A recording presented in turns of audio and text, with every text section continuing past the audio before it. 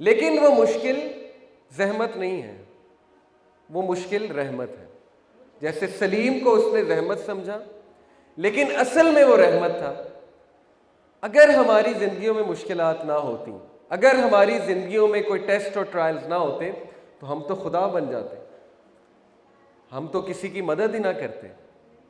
جو بندہ خود غم سے نہیں گزرا، جس کو خود غم کا الیکٹرک شاک نہیں لگا، وہ دوسروں کا غم کیسے محسوس کرے گا؟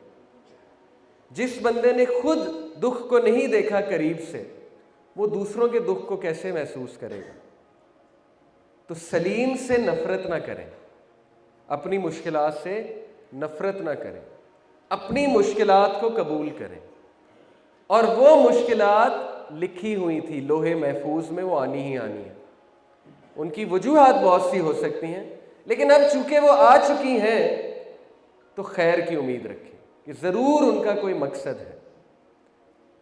مشکلات ہمیں ہمبل کرتی ہیں، ہمیں عاجز کرتی ہیں، اور اگر مشکلات نہیں ہوں گی تو پتہ نہیں ہم خدا بن جائیں گے۔ دوسرا واقعہ بڑا زبردست ایک واقعہ ہے کہ انڈیا میں ایک مشہور اسپیکر ہے، انہوں نے سنایا، میں آپ کو کوٹ کرتا ہوں، اس میں بھی ہمارے لیے بڑے لیسنز ہیں کہ بارش کا موسم تھا، سارے بس سٹاپ پہ کھڑے ہوئے تھے اور ہر بندہ بارش سے بچ رہا تھا۔ کسی نے اخبار اوپر اٹھایا ہوا تھا، کسی نے امبریلا لی ہوئی تھی، کسی نے لیپ ٹاپ کا بیگ اٹھایا ہوا تھا، اور ایک باپ اور اس کی بیٹی بس سٹاپ پہ کھڑے ہوئے تھے۔ باپ جو ہے وہ بس سٹاپ کی چھت کے نیچے تھا، بیٹی موسم کو بڑا انجوائے کر رہی تھی، چھوٹی بچی، بارش اسے بڑی زبردست لگ رہی تھی۔ بیٹی بار بار ہاتھ کو باہر نکال کے بارش کے قطرے لیتی تھی، بارش کے قطرے لے کر خوش ہوتی تھی، اپنے منہ پر پھیرتی تھی اور پھر انجوائے بھی کر رہی تھی، بارش میں جا بھی رہی تھی، باپ بار بار بلا رہا تھا۔ تو پاس جو ایک شخص کھڑے ہوئے تھے، انہوں نے سارا یہ سین دیکھا اور بڑا حیران ہوئے، اور پھر انہوں نے ایک بڑی زبردست بات لکھی۔ جو لکھنے والے ہیں انہوں نے بڑی زبردست ایک بات لکھی۔ انہوں نے کہا کہ اس دن اس بچی نے مجھے ایک بات سکھائی، وہ بات یہ ہے کہ ہماری زندگی میں کنٹینیوس رین ہو رہی ہے، جیسے اس وقت رین ہو رہی تھی۔ کس چیز کی؟ اللہ کی مرسی کی، اللہ کی بلیسنگ کی، ہدایت کی۔ ہدایت رکتی نہیں ہے، اللہ کی مرسی رکتی نہیں ہے۔ جیسے امام غزالی رحمہ اللہ ایک بار گفتگو فرما رہے تھے تو انہوں نے لوگوں سے کہا کہ لوگوں، اللہ سے معافی مانگ لو اس سے پہلے کہ اللہ کا دروازہ بند ہو جائے۔ تو ایک بوڑھی عورت مجمع سے اٹھی، اس نے کہا کہ اے شیخ، کیا اللہ کا دروازہ بھی کبھی بند ہوتا ہے؟ تو امام غزالی رونے لگ گئے اور انہوں نے کہا کہ امام غزالی سے زیادہ ایک بوڑھی عورت اللہ کو جانتی ہے۔ تو اس لیے اللہ کی رحمت کنٹینیوس ہے، 24 گھنٹے ہے، وہ بارش 24 آورز ہے، لیکن انہوں نے کہا کہ چوائس ہماری ہے۔ کوئی اس بارش سے بچ رہا ہے اخبار اوپر کر کے، امبریلا اوڑھ کے، کوئی جو ہے وہ لیپ ٹاپ کا بیگ اوڑھ کے، لیکن کچھ لوگ اس رحمت کو انجوائے کر رہے ہیں، بہت سی مشکلات کے باوجود اس بچی کی طرح زندگی گزار رہے ہیں، ہیپینس کے مومنٹس کو انجوائے کرتے ہیں، ہر وقت دکھی نہیں رہتے، انرجی لیتے ہیں اس رحمت سے ہاتھ باہر نکال کے۔ تو یہی ہے اصل میں معاملہ کہ رحمت تو 24 گھنٹے ہے، لیکن ہمارے ذہن نے شاید اس رحمت کو بند کر دیا ہے۔ اور عبد الرحمن الداخل، شاید آپ میں سے کم لوگوں نے ان کے بارے میں سنا ہوگا۔ مسلمانوں نے جب اسپین میں ایک سلطنت بنائی تھی، اسپین میں مسلمانوں نے کم از کم 750 سے 800 سال حکومت کی۔ اسپین واز ونس اندلس کہتے تھے اسپین کو۔ یہ وہ شخص ہے جس کی سٹوری میں ابھی آپ کو سنانے والا ہوں، عبد الرحمن الداخل۔ ان کو الداخل اس لیے کہتے تھے کیونکہ ہی انٹرڈ انٹو اسپین، اور کس کنڈیشن میں یہ انٹر ہوئے، it is such an inspirational story. ہم ویسٹرن ہیروز کے بارے میں تو جانتے ہیں، لیکن ہمیں اپنے ہیروز کا نہیں پتا کہ کیا کیا زندگی سے لڑ کے انہوں نے اللہ کے نام پہ کیا کچھ کیا ہے۔ عبد الرحمن الداخل از دی لاسٹ پرنس آف امید کیلیفیٹ۔ امید خلیفہ جو تھے، ان کا جو لاسٹ پرنس تھا، جو زندہ بچا تھا، ایک عبد الرحمن اور ان کے بھائی، باقی سب کو عباسڈز نے بلا کر قتل کروا دیا تھا، جو بھی ان کی دشمنی تھی۔ یہ ایک الگ واقعہ ہے اسلام کی تاریخ میں۔ 755 CE کا تقریباً یہ واقعہ ہے، 755 سن عیسوی کا۔ عبد الرحمن الداخل اور ان کے بھائی وہاں سے بچ کر بھاگے، بھاگ کر ایک نہر کراس کی، نہر کراس کر کے دور چلے گئے. جو سولجرز تھے وہ آئے، انہوں نے ان کے بھائی کو کہا کہ واپس آ جاؤ، ڈرو نہیں، ہم تمہیں کچھ نہیں کہیں گے. عبد الرحمن نے اپنے بھائی کو بہت سمجھایا، بھائی نہیں سمجھے، وہ چلے گئے واپس، اور جیسے ہی وہ پہنچے سولجر نے قتل کر دیا. تو یہ اپنے گھر والوں کا قتل ہوتے اپنی آنکھوں سے دیکھا عبد الرحمن الداخل نے، لیکن انہوں نے ہمت نہیں ہاری. انہیں پتا تھا میں پرنس ہوں، انہیں پتا تھا کہ میری رگوں میں جس کا خون دوڑ رہا ہے وہ لوگ ہیں جو ہمت نہیں ہارتے. اور امت مسلمہ ویسے ڈس یونٹی کا شکار ہے. تو ان کا کردار چیک کیجئے. اس وقت یہ 15-16 سال کے نوجوان تھے. ہی فلیڈ ٹو موروکو، ڈمیسکس سے موروکو بھاگے، ڈمیسکس میں تھے یہ.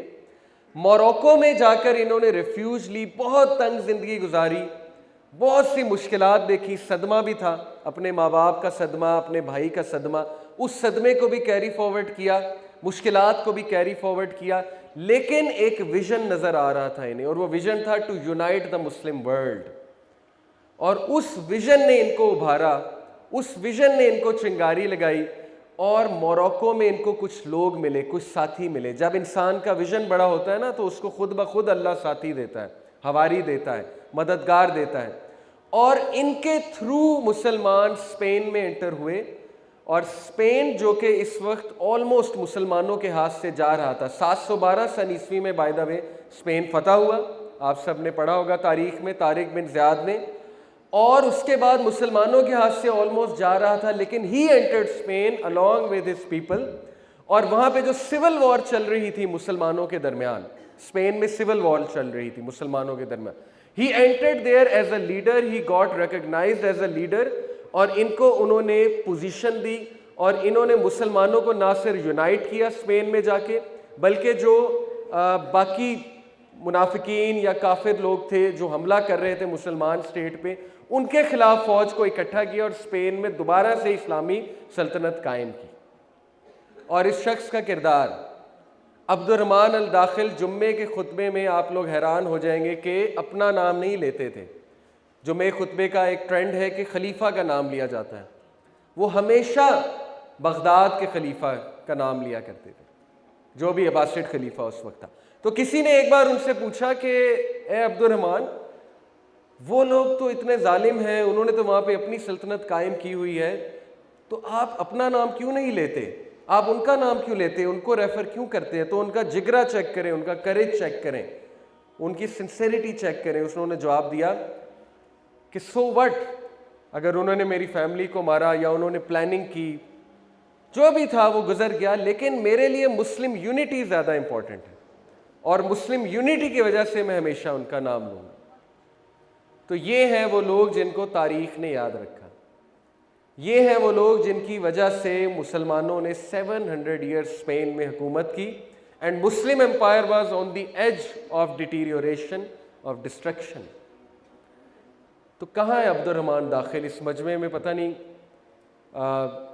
شاید کوئی ایسا ہو ویژنری یوتھ جو مسلم امہ کے پرابلمز کے بارے میں سوچتا ہو، جو آؤٹ آف دا باکس سوچتا ہو، جس کے پاس وقت ہو کوئی انالیسس کرنے کا کہ اس وقت یوتھ کس پین سے گزر رہی ہے، اس وقت Muslim world is in a caves.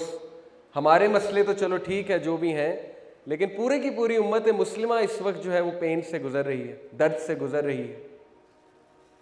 یہ جو تینوں واقعات میں نے آپ کو سنائے، ان میں ایک کامنالٹی ہے، اور وہی ہمارا پہلا ہتھیار ہے. اگر آپ نے لڑنا ہے، مشکلات کا مقابلہ کرنا ہے، تو یہ پہلا ہتھیار ہے. اگر یہ ہتھیار ٹھیک ہے، تیز ہے، تو زندگی میں انشاءاللہ ہنس کے آپ مشکلات کا مقابلہ کریں گے. اور وہ ہتھیار کیا ہے؟ That I call number 1 attitude. What is attitude? Attitude is what you feel, what you do, and what you think about yourself.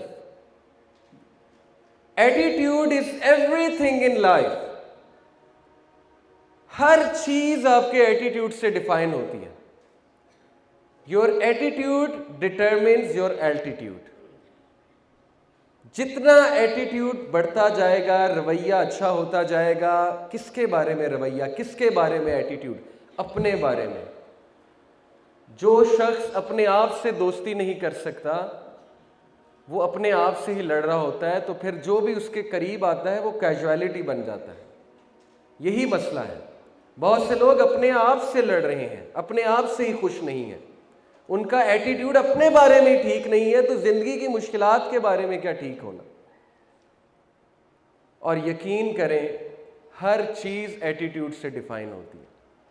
آپ نے گرنا ہے، اب آپ نے اٹھنا ہے کہ نہیں اٹھنا ہے، یہ آپ کا ایٹیٹیوڈ ڈیفائن کرے گا۔ پرابلمز کانسٹنٹ ہیں، پرابلمز آتی رہیں گی، آج کوئی ہے، کل کوئی ہے، پرسوں باس ہے، پھر ساس ہے، پھر بہو ہے، پھر سسر ہے، پھر فلانی دیورانی ہے، وغیرہ وغیرہ۔ کردار تو آتے جائیں گے، ٹیسٹ اور ٹرائلز بھی آتے جائیں گے، کبھی اللہ کسی کے تھرو ٹیسٹ کریں گے، کبھی کوئی ہمارے لیے امتحان بن جائے گا، لیکن آپ کا ایٹیٹیوڈ کیا ہے؟ تو مجھے جو بھی پرابلمز آ رہے ہیں میں اس قابل ہوں کہ میں ان کا مقابلہ کر سکتا ہوں، یہ تو آپ کی ورتھ بتانے کے لیے پرابلمز آ رہے ہیں۔ جتنا بڑا پرابلم آیا اتنی بڑی ورتھ ہے۔ دیکھیں نا، جس کے اوپر جتنا بڑا مسئلہ آیا اس کا مطلب اس میں اتنی ہی سکت ہے، لیکن وہ سکت آپ پہچان نہیں پا رہے، آپ اپنے آپ کو انڈر ایسٹیمیٹ کر رہے ہیں، آپ کا ایٹیٹیوڈ لوزر والا بنا ہوا ہے۔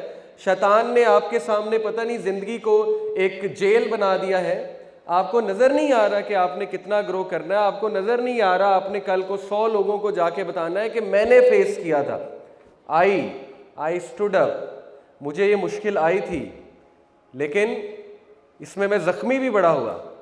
ایسا نہیں ہے کہ زخمی نہیں ہوا، اس نے مجھے بہت زخم لگائے، لیکن یہ زخم شہادت ہے اس بات کی کہ میں نے لڑائی کی، میں نے گیو اپ نہیں کیا، اور میں نے سیکھا، میں نے اپنی مشکلات کو فیس کیا۔ اب میں تمہیں بتاتا ہوں کہ تم نے مشکلات کو کیسے فیس کرنا ہے، تو سوچیں آپ کی کتنی ورتھ ہے۔ لیکن انفارچونیٹلی ہمارا ایٹیٹیوڈ کیا ہے؟ ہمارا ایٹیٹیوڈ ہے دوسروں کو بلیم کرنا، کہ یہ تو کسی کی وجہ سے ہوا، اس کی وجہ سے ہوا، اس نے ایسا کر دیا، اس نے ایسا کر دیا، اگر وہ نہ ہوتا تو ایسا نہ ہوتا، وہ نہ ہوتی تو ایسا نہ ہوتا، وغیرہ وغیرہ وغیرہ۔ یقین کریں میری زندگی کا جو بھی کرکس ہے، چھوٹا موٹا جو کرکس میں نے نکالا ہے، یہ کوئی رٹی رٹائی سپیچ نہیں میں آپ کو کہہ رہا، یہ دل سے بتا رہا ہوں، جو میرا کرکس ہے زندگی کا وہ یہی ہے کہ صحیح ایٹیٹیوڈ یہی ہے کہ جو بھی زندگی میں ہو رہا ہے، نمبر 1 وہ ویل پلانڈ ہے اللہ کی طرف سے، نمبر 2 اس میں کوئی قصوروار نہیں ہے سوائے ہمارے۔ یہی اچھا ایٹیٹیوڈ ہے۔